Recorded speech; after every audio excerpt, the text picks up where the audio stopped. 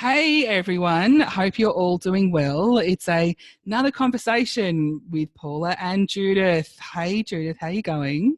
Hi, Paula. Nice to see you again. How are you today? Yeah, really, really well. I'm actually quite Good. excited by today's conversation because right now, in this particular, we're all in this, I guess, kind of situation where some businesses throughout the COVID-19 pandemic have been forced to shut down. There's no cash coming in the door. Others have been forced to go online, and we've already kind of got a video that talks about that anyway.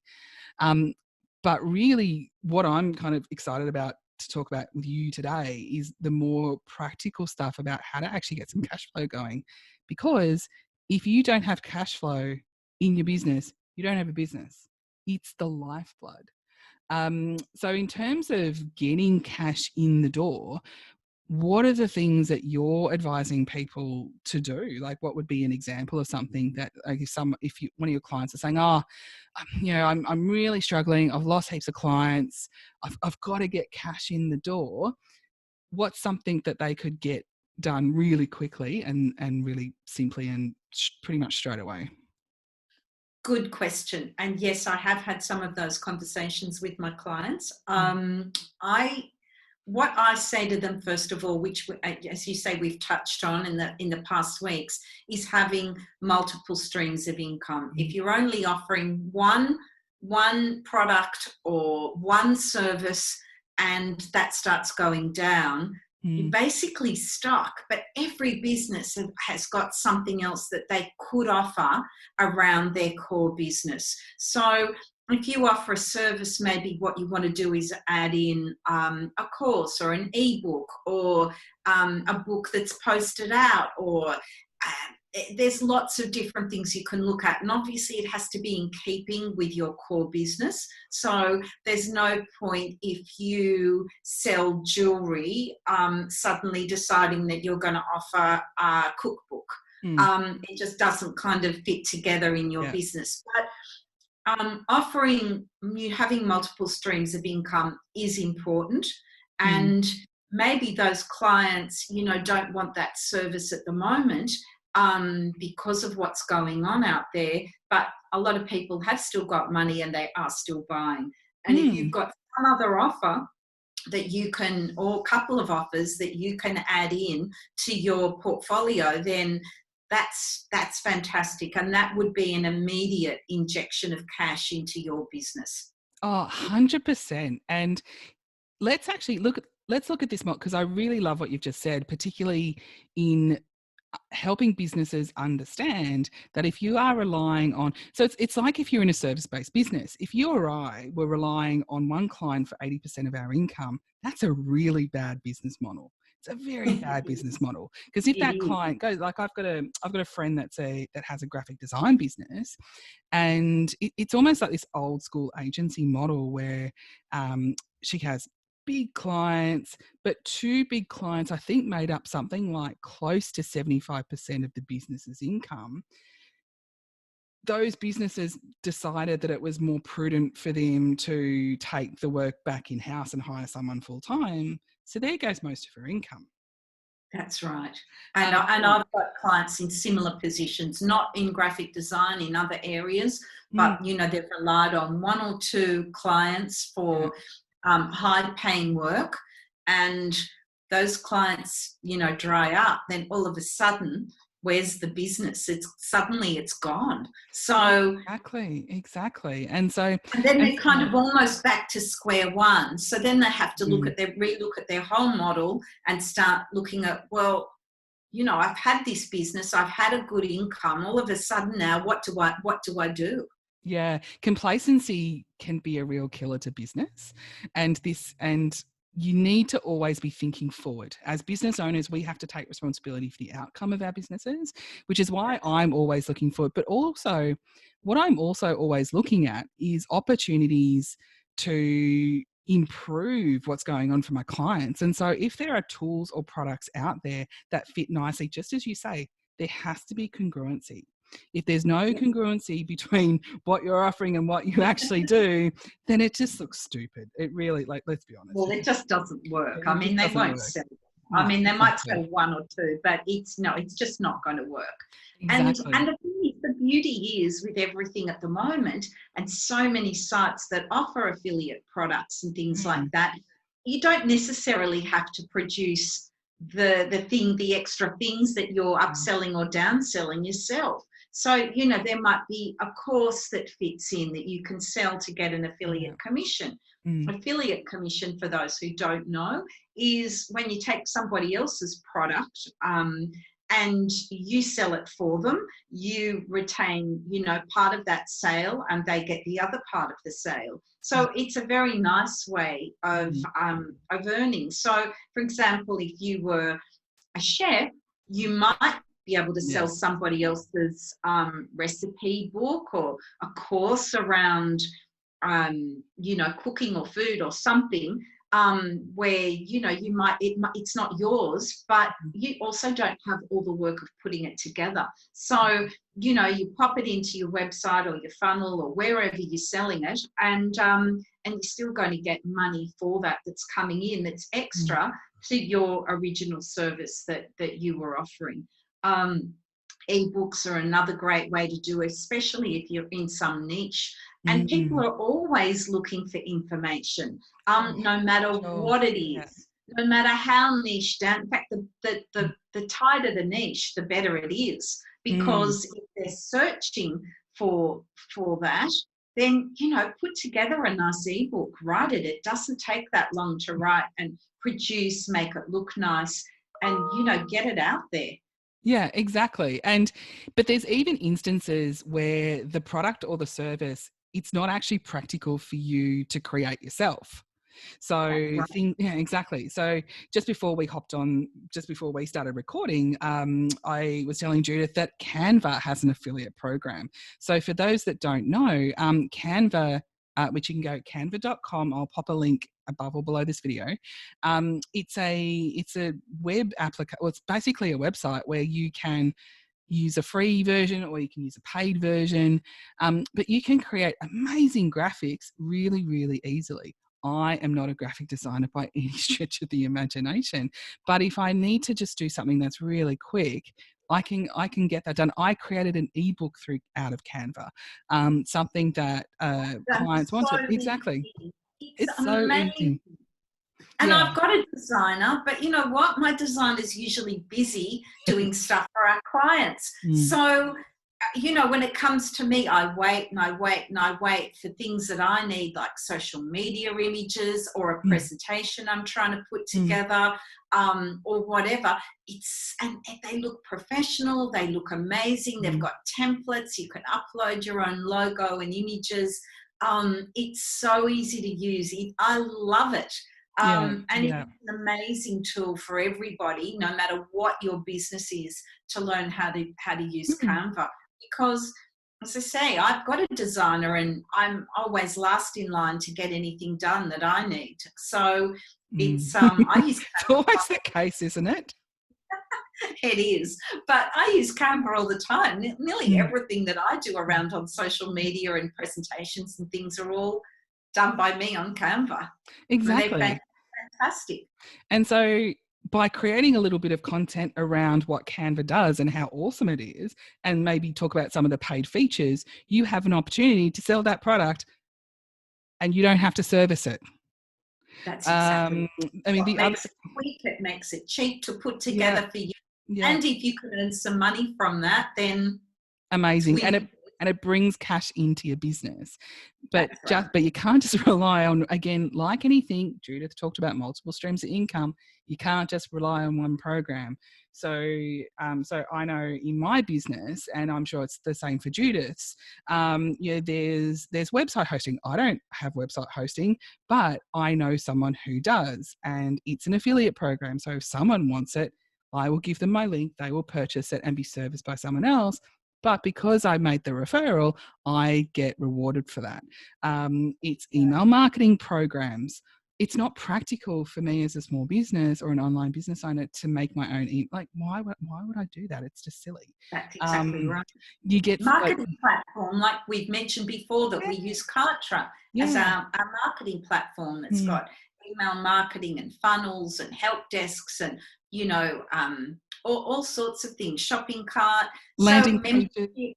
landing pages, it's got everything in it. We use that as our marketing system, and that's got an amazing affiliate program. I think we're paid 40% or something, I think. Oh, it's huge. It's Yeah. huge. But Yeah. anybody can have an affiliate program through them Hmm. and promote it to their clients if it's in keeping with your business. Now, obviously, if it's not in keeping with your business, you wouldn't promote something like that. But there's also lots of sites that you can go to. I mean, at the moment, JV Zoo comes to my mind, ClickBank.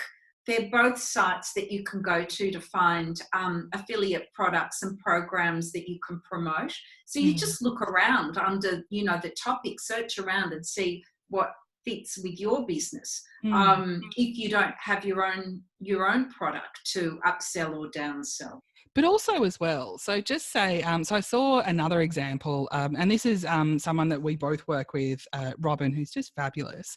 She had done a video of her making this superfood smoothie, and within that, she listed all of the ingredients and put an Amazon affiliate link next to each of those ingredients. So you can not only could you just go purchase the goods online, purchase the products online, she gets a referral fee from those products for referring them in the first place. So this is where, if you are in health and fitness, if you are in cooking or food or anything related to that, if you're promoting some of the, particularly right now when we have to all shop online, go and be part of the Amazon affiliate program.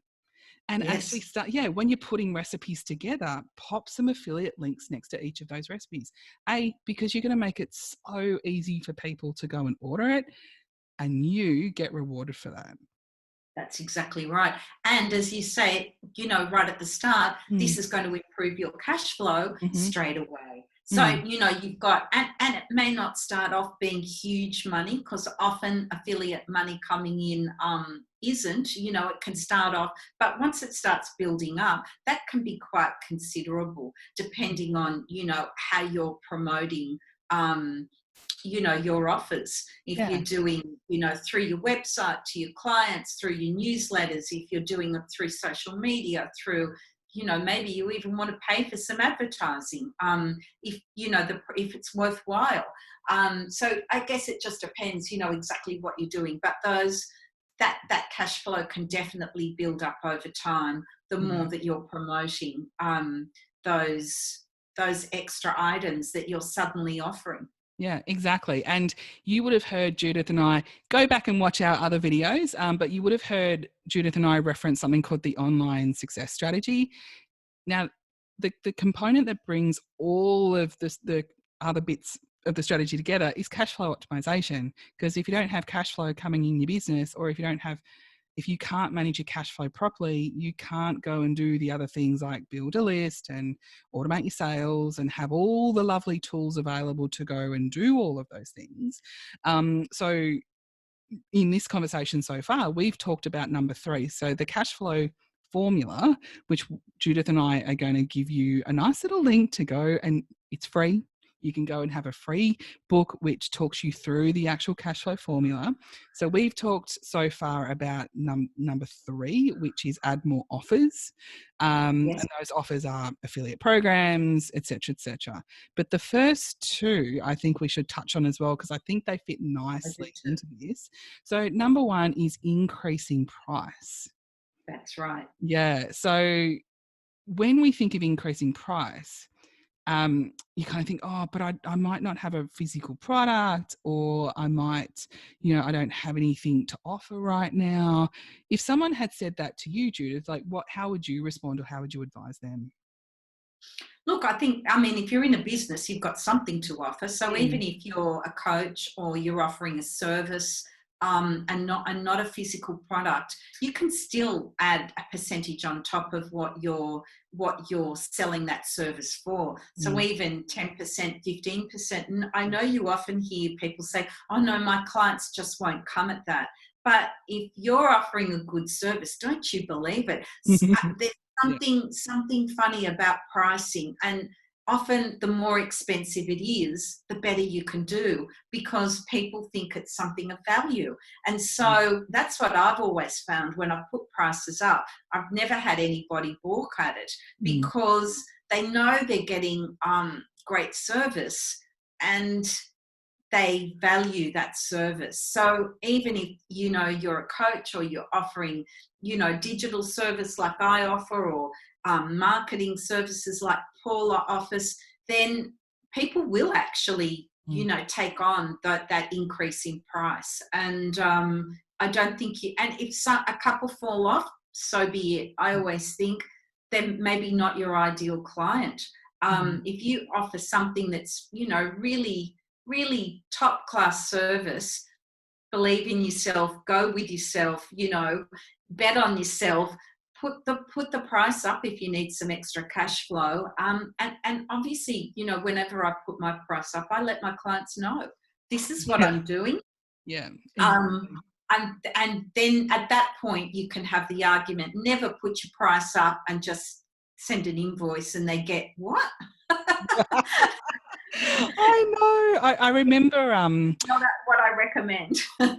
I remember the time when I was at a point in my business where I was not valuing my services enough, and I was undercharging severely. It was almost criminal. And I remember when I increased my consulting fees by 40% in one go. 40% in one go. I was so nervous about doing it. I was like, it was a massive mental barrier to break through, because for the Yeah, first time I was actually putting a proper price on not just my time, but my expertise and all of the years and the training getting up to this point. But as soon as I did that, two things happened. One, it was an injection of cash into my business straight away. But secondly, I actually started attracting the right clients, that's right. That is because exactly right. I was getting clients who could pay, and clients who who wanted to have a value-based conversation, not a price-based conversation. And it's a much different framework and mindset to come Very into. different. Yeah, Very. exactly. And so, yes, you might lose a couple along the way, but that's what happens. You can't be the perfect consultant for every single person. So you have to kind of work out what you're doing. So definitely, my recommendation is, if you do need cash flow, yeah, put those prices up. Whether you do it now at the moment during what we're going through, I have to say, I have a lot of business clients who are struggling and are having a hard time. We're actually, have definitely put our prices at the moment on hold, and even offer help to people. I mean, I wouldn't Yeah. leave anybody high and dry at all at the moment. So, but we are in unusual circumstances. And I think what we're talking about today is in general, aren't we? Yeah, So, exactly. but putting your prices up by 10%, obviously, if you're offering a product as opposed to a service, then you can always definitely, add a margin on. Yeah, and you always should. And so increasing price is the very first component of the cash flow formula. So when you get this PDF, we've only just scratched the surface. Like, we've only just gleaned over this in a very little way. So if you grab this PDF and you go through it yourself, it's quite a long document. It's quite a long ebook that you can sit there and really take it in and go through. But that's number one. We've talked about number And it's three, which great to keep as a reference point with your 100%, business. 100%. So it's one that you will never want to get rid of, because the information in there is so important. And as Paula said, if you haven't got cash flow in your business, then you've got a hobby or an interest. Yeah, If it's going to be a business, you need cash flow, and that's the most important thing. yeah. So yeah, definitely cash flow formula ebook is a great one to keep as a reference. So we've covered off number one, which is increasing price. We started by covering off number three, which is add more offers. Also, because we've just talked about it before. But number two, and Judith, I'd love to hear your practical tips around this, adding upsells and downsells. So let's start by actually saying, what is an upsell and what is a downsell? Good point. So basically, when you've got somebody that's come into your funnel, or they've opted into you to get whatever it is you're offering, and read about it, maybe the first thing that you're offering in your funnel is, they've had a look at it, they haven't bought it, they're about to leave your funnel. Or they haven't gone right through the whole offer, they haven't clicked purchase. So before they go, an upsell might be something that is hang on, so let me just say they've bought the first offer, and as they're about to go after that purchase, but wait, there's more. Well, what about the steak knives as well? So there might be something there that you offer in, even though they've already bought something. I think I don't know what the statistics are, you may know, Paula, but I have read that often if people buy one thing, it's so much easier to sell them the next thing as well. So that would be the upsell. So downsell is if then they haven't bought anything and about to leave. Maybe that first offer was too expensive or whatever for them, but there's something else that you've got in there that's in keeping. That would be your downsell. So it's just basically different offers depending what part of the funnel they're in, so that you have got extra offers in there though for them, so that there's, maybe you don't lose the sale at all, maybe you get a couple of sales, and it's strategically arranging how you fit those offers into your funnel with whatever your first point is that they've come in. And how this links back to the online success strategy is it links back to what we would call sales automation. So this is, number 3 in the online success strategy is, Right. and I guess kind of looking at a practical example of what Judith was going through, you've got a lead on your list who has opened an email and you're offering an e-course, and they click on that, they go to the sales page, they then purchase the e-course. You could also then bundle it up with maybe an hour or two's consulting, or some extra video programs, or we'll build you a free website, or whatever it is that you're going to bundle it up with. I've often seen a lot in the health and fitness space. If you purchase, so at the moment there's a program that I'm on where every month for 6 months I get a nice little goodie bag of products for me to have a look at. But then the upsell to that is, but would you also like a cookbook of our recipes that we use?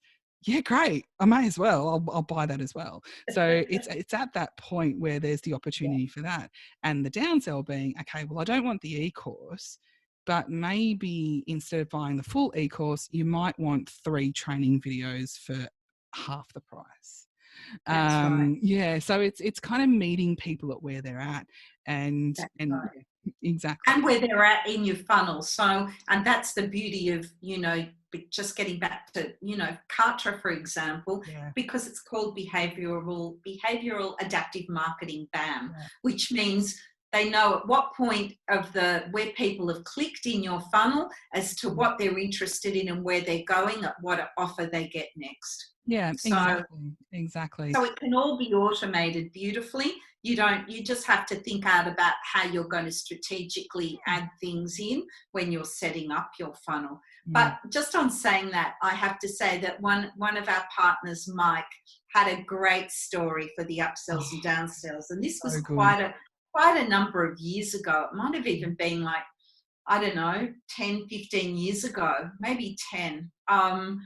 And he was working in partnership with another lady, both of them expert online marketers. And they put together, I think the first thing that they were going to sell was a course, I think for about $47. And they worked hard at putting this together, and it took all their time. I think the day before they were about to launch it, they suddenly thought, well, we didn't put anything else in. We should have put another offer in. So I think last minute they decided to put some coaching in on the other side of the $47 course that was about, can't remember if he said it was $1,000 or $2,000.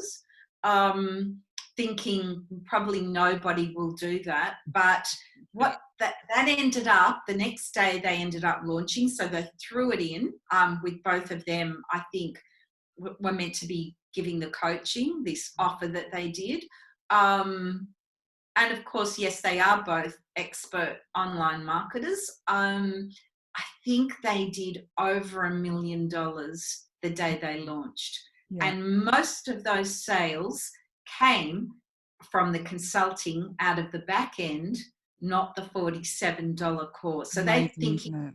are we going to make all our money with the cheaper product, which Yeah. was the $47 course? They made most of their money on the I can't remember if it was 1 or 2,000 coaching out of the back end. So that would be called definitely an upsell. For sure. That's a huge upsell. So yeah. And a huge day for them, over $1 million on the day they launched to both of their lists. Yeah. It's an amazing story, but the thing is, it's doable. It is Very good. absolutely doable. You just have to think this through and take all the steps. So, Yes. so as I said, in this conversation, we have only very briefly touched on those first three components of the cash flow formula. We're not going to reveal what the last two are because we want you to get in the PDF download. We want to create some. But watch this space. That's right. We might talk about it in a future video because we're about to. Because Judith and I are going to be doing some advertising, and we're going to be sharing some awesome stuff around that. But yeah, so grab the PDF. If you're on Judith's Facebook page, my Facebook page, or YouTube channel, it'll be above or below. Grab the PDF. It's an amazing resource. It's got so much good information in there and really practical as well. What we might also include is if you do want the free 2-hour class for the online success strategy, where you actually do get to learn this example that Judith talked through about the $1 million upsell. It's huge. It's actually a really good story. It's a great story. It's an amazing story. So we'll put the link in there as well, so that you can grab and all for free. You can get the free PDF and the free 2-hour class, and go ahead and consume that content. Now, the class itself is only free for 4 days, so you have to watch it. So you have to sign up for it and watch it. And the PDF, you can have that forever. Because I have to say, sometimes we do sell that class for $47. Right. The class is amazing and has so much information for you for the success strategy and having success in your business online with all these kind of things that we're talking about that most people don't have. They know aspects of it, but not putting it all together. That 2-hour class that we do often sell is yours free today, but make sure you watch it, take some notes because it will disappear, and start applying some of that strategy to your business. Yeah, exactly. Okay, so thank you so much. If you've gotten to the end of this conversation, congratulations. You have learned more about how to build cash flow in your business. And I am excited, and Judith is excited to hear about your experiences around this. So if you do want to, exactly. So if you want to let us know what you've decided to implement from this conversation, please pop it in the comments below. And then maybe we can bring it to another conversation soon. So thanks so much, Judith. Really appreciate your time again. Lovely being here as always. And we will catch you on a conversation next week. So stay tuned in, and we're going to cover something around, I believe, around branding. Branding. Yes, we love branding. I'm intrigued. All right, have a great day, everyone. Thanks. See you. Bye-bye.